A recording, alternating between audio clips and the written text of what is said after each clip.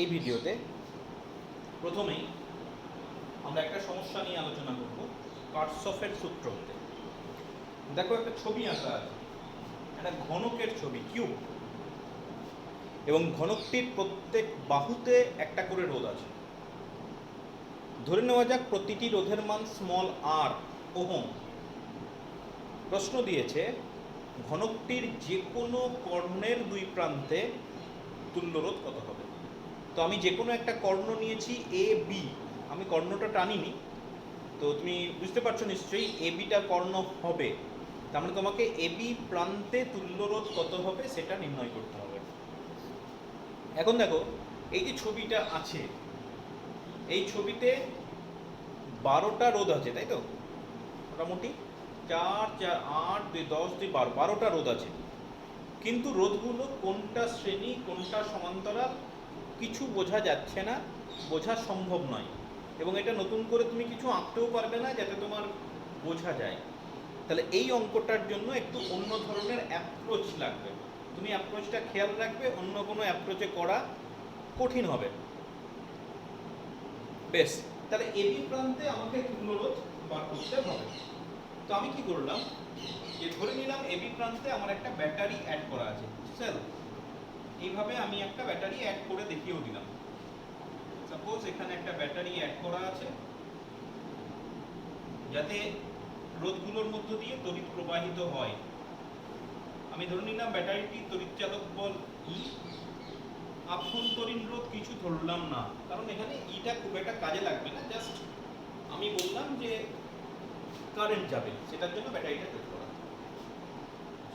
এবার আমি ধরে নিচ্ছি যে এই ই থেকে 6i পরিমাণ কারেন্ট বেরোচ্ছে।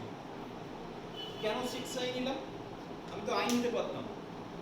আই নিলে কি আর সমস্যা হতো তুমি পরে বুঝতে পারবে। আমি 6i কেন নিচ্ছি তাও বুঝতে পারবে। দেখো, আমি ধরে নিলাম যে বর্তনীর মূল প্রবাহ মাত্রা হচ্ছে 6i অ্যাম্পিয়ার। এবার এই 6i অ্যাম্পিয়ারটা প্রথমে এ বিন্দুতে পৌঁছালো। এ বিন্দুতে পৌঁছে তুমি খেয়াল করে দেখো 6i এর জন্য তিনটে রাস্তা হয়ে গেছে, একটা এই বরাবর, একটা উপর দিকে, একটা ভেতর দিকে, এবং প্রতিটা রাস্তার রোধ সমান। এটারও রোধ আর, এটারও রোধ আর, এটারও রোধ আর, মানে প্রত্যেক রাস্তাতে সমপরিমাণ বাধা আছে। তাহলে প্রত্যেকটা রাস্তায় যদি সমপরিমাণ বাধা থাকে তাহলে মনে রাখবে সেটা সমান ভাগে ভাগ হয়ে যাবে। তাহলে আমি বলতে পারি এটার মধ্য দিয়ে যে কারেন্ট যাবে সেটা হয়ে যাবে 2i, এর ভেতরের মধ্য দিয়ে যে কারেন্ট যাবে সেটাও হয়ে যাবে 2i, আর এই উপর দিয়ে যে কারেন্ট যাবে সেটাও হয়ে যাবে 2i। দেখো ঠিক আছে কিনা? ক্লিয়ার? বেশ, এখানে আর দেখাবার দরকার নেই, কোশ্চেনে বলাই আছে প্রতিটি রোধ আর। আচ্ছা, কারেন্টের ডিস্ট্রিবিউশনটা ভালো করে বুঝবে। এবার যেটা উপর দিকে চলে গেল, যখন একদম এই বিন্দুতে এসে পৌঁছাচ্ছে, কোনো নাম দিইনি, দরকার নেই, অত নাম দেওয়া সম্ভব নয়, অযথা সমস্যা হবে। আচ্ছা, এই বিন্দু যেটা আমি আঙুল দিয়ে দেখাচ্ছি, দেখো এই বিন্দু থেকে দুটো রাস্তা চলে গেছে। তাহলে যেহেতু দুটো রাস্তা চলে গেছে, তাহলে আমি ভাবতে পারি এটার মধ্য দিয়ে কারেন্ট হচ্ছে আই, এটার মধ্য দিয়ে কারেন্ট আই। সিমিলারলি এটা এই বিন্দুতে এসে দুভাগে ভাগ হয়েছে, তাহলে এটার মধ্য দিয়ে কারেন্ট আই, আর উপরের মধ্য দিয়ে কারেন্ট আই। একই রকম ভাবে এই ভেতরের বিন্দুতে দুভাগে ভাগ হয়ে যাবে, এবং যে দুটো ভাগে ভাগ হবে প্রতিটি মান হয়ে যাচ্ছে আই। এই পর্যন্ত ঠিক আছে? বেশ, এবার দেখো পিছনের বিন্দুটার কথা হবে। এই বিন্দুটা, এই বিন্দুটায় এখান থেকে একটা আই মিশছে, আবার দেখো নিচ থেকে একটা আই মিশছে। তার মানে আই আর আই মিশে এটা হয়ে যাচ্ছে 2i। সিমিলারলি এই বিন্দুটায় দেখো, এই বিন্দুটায় এদিক থেকে একটা আই আসছে, এদিক থেকে একটা আই আসছে, তাহলে এটার মধ্য দিয়ে যেটা কারেন্ট যাবে সেটা হবে 2i। একই রকম ভাবে এই বিন্দু থেকে দুটো আই কারেন্ট আসছে, তাহলে এটাও হবে 2i। এবার বি বিন্দুতে দেখো একটা 2i, দুটো 2i, তিনটে 2i, তার মানে বি বিন্দু থেকে যে কারেন্টটা বেরোচ্ছে সেটা হয়ে গেল 6i। তার মানে 6i কারেন্ট পরিমাণ ঢুকছে আর 6i পরিমাণ বেরিয়ে যাচ্ছে, কোথাও কোনো চার্জ কনজার্ভ হচ্ছে না। ঠিক আছে, চার্জটা টোটাল চার্জটাই কনজার্ভ হচ্ছে, কোথাও কোনো চার্জ নষ্ট হচ্ছে। এবং তুমি মনে রাখবে এইভাবে যখন ডিস্ট্রিবিউশন করবে, এটা যেন হয় যে যে পরিমাণ প্রবেশ করছে সেই পরিমাণই যেন বেরিয়ে আসে, অন্য কোথাও জমে না থাকে। আচ্ছা, তুমি যদি প্রথমে আই ধরতে তাহলে এটা হয়ে যেত i/3, i/3, i/3। এগুলো I/6 আমি ওই ভগ্নাংশটা অ্যাভয়েড করতে চেয়েছিলাম, সেই জন্য প্রথম থেকে বুঝেছি যে এটা 6i ধরেছিলাম। তুমিও ধরার সময় 6i ধরবে। আচ্ছা, অঙ্কটার মধ্যে কোনো জটিলতা নেই, জিনিসটা বুঝে নিও। প্রথমে কারেন্ট ডিস্ট্রিবিউশন করে ফেললে। আচ্ছা, এবার আমি একটু নাম দেবো। কীরকম? সাপোজ আমি একটাই, সব নাম দেবো না, এই দিক থেকেই নাম দিলাম। সাপোজ সি, এটা ডি, সি ডি। আমি কি চাইছি? আমি কার্সফের সূত্র প্রয়োগ করতে চাইছি, তাই না? তাহলে কার্সফের সূত্র প্রয়োগ করতে গেলে আমার একটা ক্লোজড লুপ, বদ্ধ লুপ দরকার হয়। তাহলে আমাকে বদ্ধ লুপ নিতে হবে। আচ্ছা, বদ্ধ লুপ নেবার আগে আমি তোমাকে বলি, এ থেকে সাপোজ তুমি বিতে যাবে, এ একটা জায়গা, বি একটা জায়গা, তুমি হেঁটে হেঁটেই যাচ্ছ। সাপোজ তুমি যে পথেই যাও না কেন, এইগুলোই হচ্ছে পথ, আর কোনো পথ নেই, ঠিক আছে? এগুলো এক একটা পথ। যে পথেই যাও না কেন তুমি খেয়াল করে দেখো, তোমার মোট কারেন্ট আসবে যেটা, সেটা হবে 5i। আমি তোমাকে বুঝিয়ে বলি। সাপোজ এ থেকে যাচ্ছ, আমি এই পথটাতেই যেতে চাইছি, তাহলে প্রথমে এই পথে গেলাম, কত হলো? 2i। তারপরে এখানে গেলাম i, 2i plus i, 3i। এখান দিয়ে গেলাম প্লাস 2i, তাহলে 2i plus i plus 2i, 5i হলো। তুমি এই উপরের পথে যাও, 2i, i, 2i, 5i। তুমি ভেতরের পথে যাও, 2i, i, 2i, 5i, 2i, i, 2i, 5i। তুমি যে পথেই যাও ওটা 5i আসবে। সুতরাং তুমি কোন দিক থেকে নাম করে লুপ নিচ্ছ কিচ্ছু যায় আসে না, যে লুপটাই নেবে সেই লুপটাতেই তোমার 5i আসবে। ঠিক? তাহলে আমি কোন লুপটা নিচ্ছি? আমি এখানে নিচ্ছি এ, সি, বি, বি, এ। তোমার বোঝার সুবিধার জন্য আমি শুধুমাত্র লুপটা রাখছি, বাকিটা মুছে দিচ্ছি। কোন লুপটা নিচ্ছি তোমার বোঝার সুবিধা, আর কিছু লাগবে না এখানে ছবিতে। আমি নিচ্ছি কি,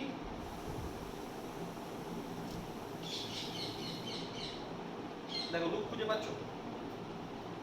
একটা লুপ পাওয়া যাচ্ছে, এ, সি, ডি, বি, এ, হয়েছে? এবার এই লুপটার জন্য তুমি যদি কার্সফের সূত্র প্রয়োগ করো তাহলে কি আসবে? দেখো কার্সফের সূত্র কি বলছে? সেকেন্ড ল, একদিকে সব ইএমএফ থাকবে, একটা ইএমএফ ই, আরেকদিকে কি থাকবে? আই ইনটু আর। তাহলে এটার জন্য কত হবে? 2i, রোধ কত? আর। এটার জন্য কত হবে? i ইনটু আর। এটার জন্য কত হবে? 2i ইনটু আর। এই 6iটা কিন্তু এখানে আমার কোনো রোধের মধ্য দিয়ে প্রবাহিত হচ্ছে না, কিন্তু 6iটা টোটাল কারেন্ট, সেটা বোঝাচ্ছে। এখানেও কোনো রোধ নেই, এখানেও কোনো রোধ নেই, তাহলে এটা হয়ে যাচ্ছে। এবং তুমি খেয়াল করে দেখো প্রত্যেকটাই কিন্তু ক্লকওয়াইজ। এটা যদি ঘড়ি হয়, দেখো এটা ক্লকওয়াইজ, তাহলে এটাও ক্লকওয়াইজ, এটাও ক্লকওয়াইজ, এটাও ক্লকওয়াইজ, ইটাও বোধহয় ক্লকওয়াইজ, ইটাও ক্লকওয়াইজ। তাহলে ফাইনালি তোমার পড়ে থাকছে ই ইকুয়াল টু 5i আর, ইকুয়েশন নাম্বার 1। ঠিক আছে? তোমাকে বার করতে হবে কি? তোমাকে বার করতে হবে তুল্য রোধ between A B, equivalent resistance. Equivalent রেজিস্ট্যান্সের কনসেপ্ট আবার মনে করিয়ে দিই। যেগুলোর ইকুইভ্যালেন্ট বের করতে হবে তোমাকে ধরে নিতে হবে সেই সবগুলোর জায়গায় একটা সিঙ্গেল রেজিস্ট্যান্স আছে, একটা রোধক আছে, যে একা ওই সবার কাজ করছে। তাহলে তুমি মনে মনে ভাবতে পারো, এই ছবিটা দেখাবার দরকার নেই, যে এখানে তোমার তিনটে রোধ নেই। আমার কি আছে? তিনটে রোধের জায়গায় আমার একটাই রোধ আছে। সেই একটাই রোধটা হচ্ছে তোমার তুল্য রোধ।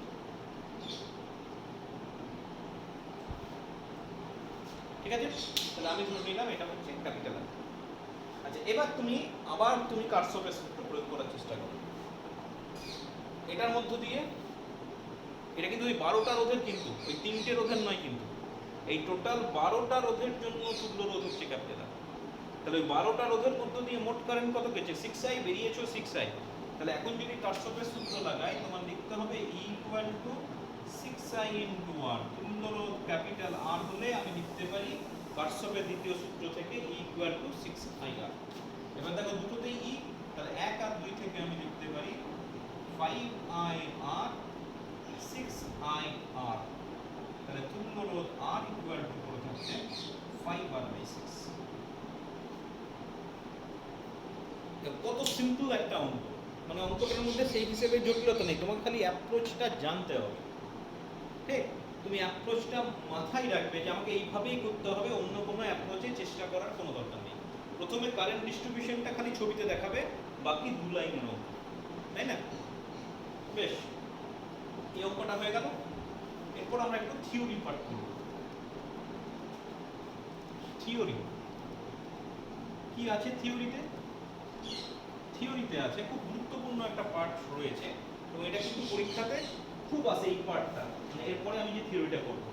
আচ্ছা, ওই মেন থিওরিতে যাওয়ার আগে কতগুলো জিনিস জাস্ট তোমাকে আমি বলে দিই। রোধের পরিমাপ, মেজারমেন্ট। তো রোধের পরিমাপ করার আগে আমি একটু বলে দিই, রোধ তিনটে টাইপের রোধ আমরা বলি। একটা বলি লো রেজিস্ট্যান্স, নিম্নমানের রোধ, একটাকে বলি মধ্যম মানের রোধ, আর একটাকে বলি উচ্চ মানের রোধ। এখন প্রশ্ন হচ্ছে কত মান হলে নিম্নমান বলবো, কত মান হলে উচ্চ মান বলবো, আর কোন রেঞ্জটা আমার মধ্যম মান। তো তুমি মনে রাখবে, রোধের মান যদি 1000-এর বেশি হয় তাহলে সেক্ষেত্রে সেটাকে আমি বলবো উচ্চ মানের রোধ, এবং রোধের মানটা যদি 1 ওহমের কম হয় তাহলে সেটাকে বলবো নিম্নমানের রোধ। তাহলে বুঝতেই পারছো, রোধের মান যদি 1 থেকে 1000-এর মধ্যে হয় তাহলে সেক্ষেত্রে সেটাকে বলবো মধ্যম। খুব সিম্পল হিসেব, যে 1-এর থেকে কম হলে লো রেজিস্ট্যান্স, 1000-এর বেশি হলে হাই রেজিস্ট্যান্স, আর ইন বিটুইন মিডিয়াম, ঠিক আছে, মধ্যম মানের। নেক্সট যেটা বলছিলাম, খুব ইম্পর্টেন্ট, তোমাকে জানতে হবে, এবং এখান থেকে প্রচুর প্রশ্ন আসে, থিওরিটিক্যাল প্রশ্ন থাকে, অঙ্ক প্রশ্ন থাকে। আচ্ছা, হুইটস্টোন ব্রিজ, হুইটস্টোন ব্রিজ ব্যাপারটা কিরকম? হুইটস্টোন ব্রিজ, হুইটস্টোন কিন্তু একজন বিজ্ঞানীর নাম, যিনি এই ব্রিজটা আবিষ্কার করেছিলেন। ব্রিজ মিন্স যে ওই রাস্তার ব্রিজটা নয়, ব্রিজ এখানে বলতে চাইছি একটা সার্কিট, একটা ব্যবস্থা যার সাহায্যে আমি কোনো একটা অজ্ঞাত রোধ নির্ণয় করতে পারি। তোমাকে একটা রোধ দিয়ে দিল, বলবো এটা রোধ কত হবে, তুমি কিভাবে মাপবে? তো উনি, এই বিজ্ঞানী চার্লস হুইটস্টোন, একটা বিশেষ ধরনের বর্তনী সবার সামনে নিয়ে এলেন, এবং সেখান থেকে ক্যালকুলেশন করে দেখালেন যে উনি যে ব্যবস্থাটা দিয়েছেন সেই ব্যবস্থার সাহায্যে আমরা কিন্তু একটা অজ্ঞাত রোধের মান নির্ণয় করতে পারি। কিরকম? ওনার ব্রিজটা ছিল, ব্রিজ বা বর্তনীটা ছিল এরকম, এখানে এই ছবিটা আঁকছি, ভালো করে বুঝে নেবে, এই পার্টটা কিন্তু প্র্যাকটিক্যালও আছে। ওনার ব্রিজ বর্তনীতে 4টা রোধ ছিল, 2, 3, 4টা। মাঝখানে যেটা জি লিখেছি সেই জিটা হচ্ছে একটা গ্যালভানোমিটার। তোমার গ্যালভানোমিটার সম্পর্কে আইডিয়া হয়েছে, প্র্যাকটিক্যাল যেহেতু করবে। গ্যালভানোমিটার কিছুই না, এরকম দেখবে একটা যন্ত্র আছে, মাঝখান থেকে একটা কাঁটা আছে, এবং কাঁটাটা সাধারণ অবস্থায় 0-তে স্কেল আছে, 0 আছে, এদিকে স্কেল করা আছে, এদিকে স্কেল করা আছে, সাধারণ অবস্থায় 0-তে থাকে, ঠিক? এবং যদি কোনো, মনে করো একটা বর্তনীতে গ্যালভানোমিটার অ্যাড করেছো, যদি বর্তনীতে একটা মিনিমাম অ্যামাউন্ট অফ কারেন্ট যায়, গ্যালভানোমিটারের কাঁটাটা বিক্ষেপ হবে। তার মানে তুমি বলতে পারো গ্যালভানোমিটার হচ্ছে এমন একটা যন্ত্র, such an instrument which is used to measure, not only to measure but also to detect current in any circuit। অর্থাৎ কোনো বর্তনীতে প্রবাহ মাত্রা হচ্ছে কিনা সেটা ডিটেক্ট করতে, এবং যদি প্রবাহিত হয় একটা বিশেষ উপায়ে কতটা কারেন্ট প্রবাহিত হচ্ছে সেটাও কিন্তু আমরা মেজার করে দিতে পারি ইউজিং গ্যালভানোমিটার। খুব সেন্সিটিভ একটা ইনস্ট্রুমেন্ট, পরে আমরা আলোচনা করব। তো আপাতত এখানে জেনে রাখো, এখানে একটা গ্যালভানোমিটার লাগানো আছে। আচ্ছা, এটা একটা ব্যাটারি, বুঝতেই পারছো। সাপোজ তড়িৎচালক বল স্মল ই, আমি ধরে নিলাম এখান থেকে একটা আই কারেন্ট আসছে। আচ্ছা, এখানে যে রোধগুলো উনি 4 রকমের নাম দিয়ে দিলেন, পি, কিউ, আর, এস। উনি কি বললেন, এটা হচ্ছে ওনার ব্রিজ। উনি বললেন এই সাহায্যে এরকম একটা ব্যবস্থা যদি করি তাহলে আমরা অজ্ঞাত রোধের মান নির্ণয় করতে পারি। এখন প্রশ্ন হচ্ছে কিভাবে? তো উনি বললেন যে এটা হচ্ছে আমার অজ্ঞাত রোধ, মানে আমার অজ্ঞাত রোধটা চতুর্থ বাহুতে রাখবো। এগুলো এইভাবে নাম দেওয়া হচ্ছে, সাপোজ এটা প্রথম বাহু, দ্বিতীয় বাহু, তৃতীয় বাহু, চতুর্থ বাহু। উনি বললেন অজ্ঞাত রোধটাকে চতুর্থ বাহুতে রাখতে হবে। আর মেজার করার নিয়ম কি? সাপোজ 4টা রোধ রাখার জায়গা আছে, সাপোজ আমি উদাহরণ দিয়ে বলছি যে তুমি পিতে 5 ওহম রোধ দিলে, সাপোজ কিউতে তুমি 10 ওহম রোধ দিলে, আর আরে তুমি 15 ওহম রোধ দিলে। না আরে আমি এখন বলছি না, প্রথমে আমি এই দুটোতে দুটো রোধ দিয়ে দিলাম। এসটা বসানো আছে, এসটা অজ্ঞাত, তুমি চেঞ্জ করতে পারছো না। তোমাকে আসল যে কাজটা করতে হবে সেটা হচ্ছে আর রোধের জন্য, মানে এই রোধটা তোমাকে চেঞ্জ করে করে দেখতে হবে। কি দেখতে হবে? চেঞ্জ করে করে এমন একটা রোধ নিতে হবে যাতে এই গ্যালভানোমিটার কাঁটার বিক্ষেপ একদম স্থির হয়ে যায়। তার মানে এটার মধ্য দিয়ে কোনো কারেন্ট না যায়। ব্যাপারটা বোঝা গেল? প্রথমে 5 ওহম নিলে, সাপোজ এটা 10 ওহম নিলে, এটা অজ্ঞাত রোধ, তুমি জানো না কত রোধ। ঠিক, এবার তুমি এখানে মনে করো 1 ওহম দিলে, 1 ওহম দেওয়াতে দেখা গেল কাঁটাটা এদিকে বিক্ষেপ হচ্ছে। তুমি 50 ওহম রোধ দিয়ে দিলে, যদি তার মাঝামাঝি হয় তাহলে বিক্ষেপটা কিন্তু উল্টো দিকে হবে। প্র্যাকটিক্যাল পারপাস বলছি, যখন তোমরা প্র্যাকটিক্যাল করবে গ্যালভানোমিটারের সাহায্যে এই জিনিসটাই ব্যবহার করতে হবে মিটার রিড বলে একটা যন্ত্রে, তখন দেখবে কাঁটাটার বিক্ষেপ ডান দিক বাঁ দিক ওটাকে কিন্তু গুরুত্ব দিতে হবে। দেখবে হয়তো 1 ওহম রোধ দিলে তখন হয়তো কাঁটাটা এদিকে ঘুরলো, তুমি 100 ওহম যখন রোধ দিলে দেখবে কাঁটাটা হয়তো এদিকে ঘুরলো। তার মানে তোমাকে বুঝতে হবে মানটা তোমার 1 থেকে 100-র মধ্যে আছে। আর তোমার মনে করো 1 এদিকে হলো, 100 এদিকে হলো, তাহলে তোমাকে বুঝতে হবে যে মানটা 100 ওহমের বেশি। তখন তুমি 200 দিয়ে দেখলে, 200 দিয়ে দেখলে এদিকে হলো, তখন তোমাকে বুঝতে হবে 100 আর 200-র মধ্যে আছে। আর 200তেও তোমার যদি এদিকে হয় তাহলে বুঝতে হবে 200-র বেশি। এইভাবে তোমাকে ধীরে ধীরে প্র্যাকটিক্যাল করতে হয়। যাই হোক, আমার এখানে বলি 5 ওহম আর 10 ওহম দিয়েছো, এটা অজ্ঞাত রোধ আছে, তুমি মানটাকে চেঞ্জ করলে 1-এর জন্য এদিকে, সাপোজ 50-এর জন্য এদিকে নিয়ে তুমি মাঝামাঝি চলে গেলে 20-তে দিলে, 20-তে দিলে এদিকে, তার মানে 20 আর 50-এর মধ্যে আছে। তারপরে মনে করো 30 দিলে, 30 দিলে এদিকে চলে গেল, তার মানে 20 আর 30-এর মধ্যে। এইভাবে খুঁজতে খুঁজতে দেখা গেল 25-এ নাল পয়েন্ট পাওয়া গেল। সাপোজ নাল পয়েন্ট মানে হচ্ছে এটা একদম বিরত অবস্থা, নিষ্পন্দ বিন্দু বলা হয়। তাহলে আমি ধরে নিলাম যে এখানে যখন আমি 25 দিলাম তখন আমার নাল পয়েন্ট মানে গ্যালভানোমিটারের কাঁটাটা বিক্ষেপ দিল। তাহলে এস এর মান কত?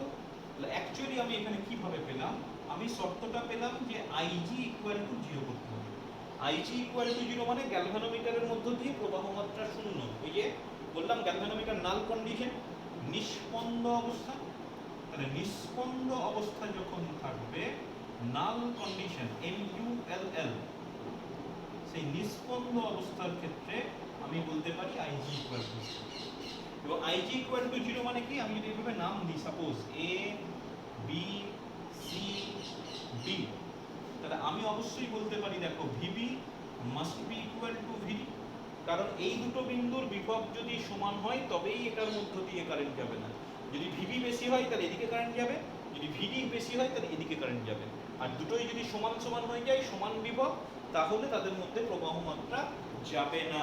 তো ক্যাপাসিটরও করেছিলেন যে দুটো ভিন্ন বস্তু যদি বিভব আলাদা হয় তবে একটা বস্তু থেকে আরেকটা বস্তুতে আধান প্রবাহিত হয়। এখানেও তাই, সবসময় উচ্চ বিভব থেকে নিম্ন বিভবের দিকে তড়িৎ প্রবাহিত হয়। কতক্ষণ পর্যন্ত হয়? যতক্ষণ না পর্যন্ত দুটোর বিভব সমান হয়। এখানেও তাই। তাহলে VB ইকুয়াল টু VD। উনি প্রমাণ করে দেখিয়েছিলেন যদি এই কন্ডিশনটা মেনে চলা যায় তাহলে P by Q equal to R by S হবে। এবং তুমি খেয়াল করে দেখো এখান থেকে কিন্তু খুব সহজে বের করে দেওয়া যায়। যেমন আমার ক্ষেত্রে 5/10, R এর মান 25, আর এটা হয়ে যাচ্ছে S। তাহলে S ইকুয়াল টু পড়ে থাকছে 250/5, তাহলে পড়ে থাকছে 50। তাহলে অজ্ঞাত রোধের মান হয়ে গেল 50। খুব সহজে বের করে। এখন প্রশ্ন হচ্ছে এই শর্তটা উনি পেলেন কোথা থেকে? মুখে মুখে তো পাই না, উনি কিন্তু এই শর্তটা প্রমাণ করে দিয়েছিলেন। অর্থাৎ এটা হচ্ছে, এটাকে বলা হয় নিষ্পন্দ অবস্থার শর্ত, কন্ডিশন অফ নাল কন্ডিশন। নাল কন্ডিশনের ইকুয়েশন অফ নাল কন্ডিশন। তোমাকে পরীক্ষাতে এটাই প্রমাণ করতে দেবে যে হুইস্টন ব্রিজ কি, হুইস্টন ব্রিজের নিষ্পন্দ অবস্থার শর্তটি প্রতিষ্ঠা করো। ঠিক আছে? তোমাকে প্রতিষ্ঠাটা দুভাবে করা যায়, ওহমের সূত্র দিয়ে করা যায়, আবার কার্সফের সূত্র দিয়ে করা যায়। যদি কিছু বলা না থাকে তাহলে তুমি যে কোনো অ্যাপ্রোচে করতে পারো, কিন্তু যদি বলে দেওয়া থাকে কোনো এক বছর এসেছিল 2017 বা 18 যে কার্সফের সূত্র থেকে প্রতিষ্ঠা করো, তখন যদি তুমি ওহমের সূত্র থেকে করো তোমাকে কিন্তু নামাতে হবে। ঠিক আছে? আমি দুটো থেকেই প্রমাণ করে দিচ্ছি। তাহলে আপাতত এতক্ষণ পর্যন্ত যেটা বলছিলাম, হুইটস্টোন ব্রিজ। হুইটস্টোন ব্রিজ বর্তনী হচ্ছে এমন একটা বর্তনী যার সাহায্যে কোনো একটা অজ্ঞাত রোধ, অজ্ঞাত মানের রোধ নির্ণয় করা যায়। এটা আবিষ্কার করেছিলেন বিজ্ঞানী চার্লস হুইস্টন, তাই তার নাম অনুসারে হুইস্টন ব্রিজ বলে। কি করা হয়েছে, চারটা বাহু A B B C C D D A, চারটা বাহুতে আমরা চারটা রোধ যোগ করেছি। আচ্ছা, বি এবং ডি বিন্দুর মাঝখানে একটা গ্যালভানোমিটার যোগ করেছি। আমি পি কিউ আর এর মান এমনভাবে চুজ করব যাতে আইজিটাকে 0 করা যায়, অর্থাৎ VP equal to VP by. Under this condition we will have to prove P by Q equal to R by S. এবং এটা দিয়ে কিন্তু প্রচুর অঙ্ক হয়। আচ্ছা, অঙ্কগুলো পরের কথা আসছি, আগে আমি থিওরিটা প্রমাণ করে দিই। দেখো, এখান থেকে আই আসছে, একটু কারেন্ট ডিস্ট্রিবিউশন করতে হবে। কারেন্টটা এখানে এসে কি হচ্ছে, দুভাগে ভাগ হয়ে যাচ্ছে, সমান ভাগে নয়, পি আর আর সমান নয়, নট নেসেসারি। তুমি এক্সপেক্ট করো না যে পি আর আর সমান হবে, এক্সপেক্ট করো যে আলাদা। তাহলে যদি আলাদা হয় তাহলে আলাদাভাবে ভাগ হবে, আই বাই টু হবে না। আমি ধরে নিলাম এটা হচ্ছে আই ওয়ান, এটা হচ্ছে আই টু, ঠিক আছে। এবার আই ওয়ানটা যখন বি বিন্দুতে পৌঁছালো, এটা দুটো রাস্তা পাচ্ছে, তাই না? কিন্তু দুটো রাস্তা পেলেও একটা জিনিস খেয়াল করো যে গ্যালভানোমিটারের মধ্যে দিয়ে কোনো কারেন্ট যাচ্ছে না। তাহলে গ্যালভানোমিটারটার এখানে আমি মনে মনে ভাবতে পারি এটা থাকা না থাকা আমার সমান, এটাকে আমি মনে মনে বাদ দিয়ে দিলাম, কারণ ওটার মধ্যে কারেন্ট যাচ্ছে না। আমার প্র্যাকটিক্যালে অবশ্যই কাজে লাগবে, গ্যালভানোমিটার ছাড়া প্র্যাকটিক্যালটা করা যাবে না। আমি বোঝার জন্য বলছি, যেহেতু গ্যালভানোমিটারের মধ্যে দিয়ে কারেন্ট যাচ্ছে না, যখন আমি ক্যালকুলেশন করব আমি মনে মনে ধরে নেবো যে দেয়ার ইজ নো গ্যালভানোমিটার।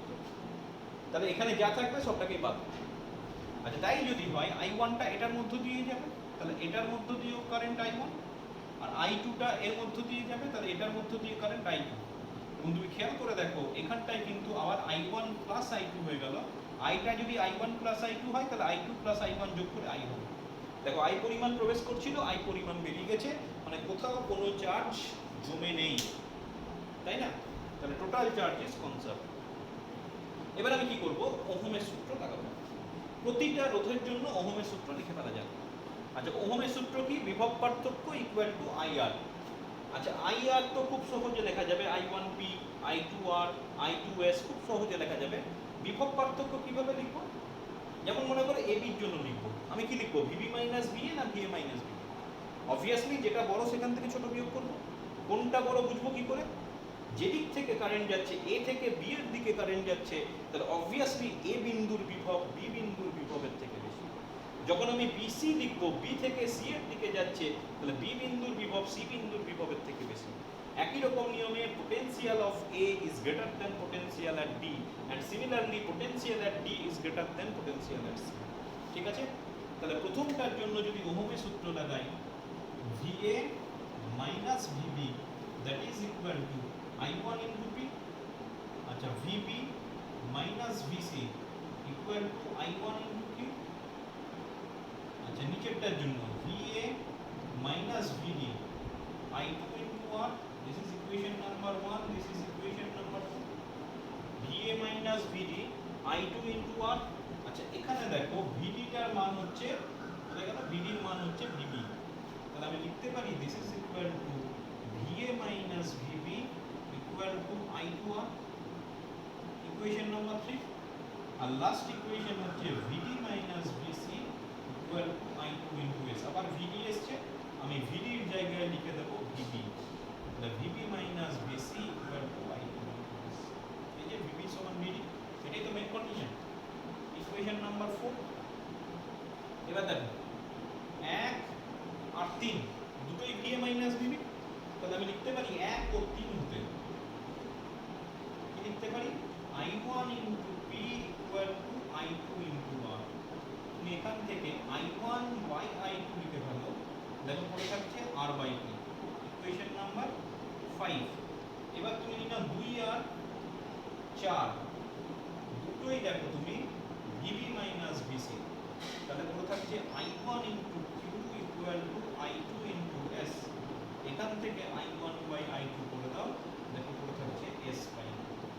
তাহলে এবার 5 আর 6 দেখো, এখানেও I1 by I2, এখানেও I1 by I2, তাহলে 5 and 6 যদি আমি অ্যানালিসিস করি, আমার পড়ে থাকছে R by P that is equal to S by Q। একটু এদিক ওদিক করো, দেখো পড়ে থাকছে P by Q equal to R by S। খুব সহজ একটা প্রমাণ, একবার খাতায় লিখে করলেই তোমার কাজ হয়ে যাবে, কিন্তু তোমাকে করতে হবে। পরীক্ষায় কিন্তু এই ধরনের এটা আসেই ধরে নাও। তাহলে এই গেল তোমার হুইটস্টোন ব্রিজ। আচ্ছা সেম জিনিসটা আমি যদি কারশফের সূত্রের সাহায্যে করি, কারশফের সূত্র তোমার মনে হতে পারে যে ওহমের সূত্রটাই তো সহজ, কিন্তু পরীক্ষাতে কিন্তু কারশফের সূত্র উল্লেখ করে দিয়েছে এবং তোমাকে বলে রাখি কারশফের সূত্রের ক্যালকুলেশনটা আরো সহজ, আরো সহজ। কিরকম? আমার যেহেতু লুপ লাগবে, ক্লোজ লুপ, সেই জন্য আমি বিজিটাকে ধরেই করছি। আচ্ছা আমার মেন কন্ডিশন কি ছিল? আমার মেন কন্ডিশন ছিল আইজি ইকুয়াল টু 0, তাই না? গ্যালভানোমিটারের মধ্য দিয়ে কারেন্ট যাবে না। দেখ আমি যদি এখানে লুপ নিই, সাপোজ আমি প্রথমে নিলাম ট্রায়াঙ্গেল করে নিচ্ছি এ বি ডি এ, যদি এই লুপটা নিই এ বি ডি এ, কারশফের সেকেন্ড ল লাগাও। প্রথমে ইএমএফ, কোনো ইএমএফ নেই, এ বি ডি এ তে কোনো ইএমএফ নেই, জিরো।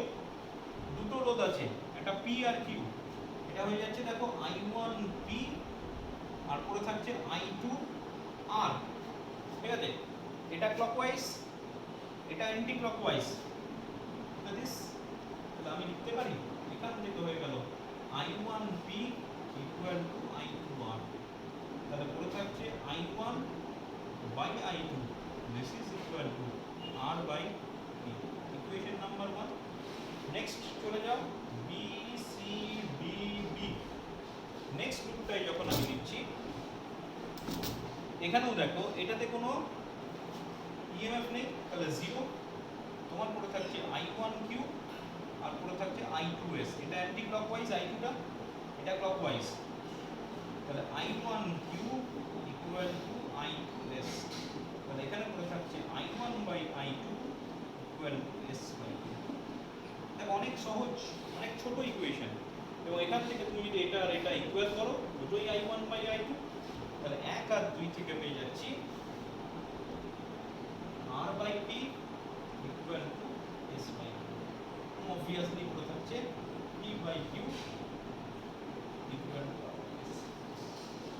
তোমার কারশফের সূত্র কঠিন মনে হলেও তুমি দেখো এই প্রমাণটা কিন্তু কারশফের সূত্র থেকে অনেক বেশি সহজে হচ্ছে। তোমার যেটা ইচ্ছা সেটাই করবে, কিন্তু যদি উল্লেখ করা থাকে তাহলে কিন্তু তোমার কিছু করার নেই, তোমাকে কিন্তু কারশফের সূত্রই করতে হবে, কোনোটাই বাদ দিও না। বেশ, হুইটস্টোন ব্রিজের মেন ব্যাপারটা হয়ে গেল। এবার বলে রাখি কিছু সীমাবদ্ধতা আছে, লিমিটেশনস, মানে হুইটস্টোন ব্রিজের তোমাকে যদি জিজ্ঞেস করে যে limitations of Wheatstone bridge principle, তো কি লিমিটেশনস আছে? তো বলে রাখি হুইটস্টোন ব্রিজের সাহায্যে যদি আর এর মান 1 এর থেকে কম হয়, মানে নিম্ন মানের রোধ, তাহলে কিন্তু বের করাতে সমস্যা হয়, এবং আর এর মান যদি উচ্চ মানের হয়, খুব বেশি উচ্চ মানের, তাহলেও কিন্তু সমস্যা হয়। এগুলো কেন সমস্যা হয়? প্রথমে নিম্ন মানের কথা বলি। মনে করো যেটা অজ্ঞাত রোধের মান সেটা হচ্ছে 1 এর থেকে কম।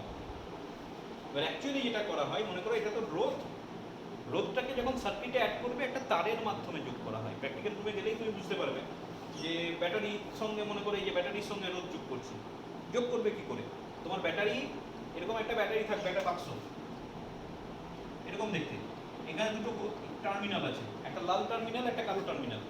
লাল টার্মিনাল ইজ অলওয়েজ পজিটিভ, কালো টার্মিনাল মানে সেটা নেগেটিভ।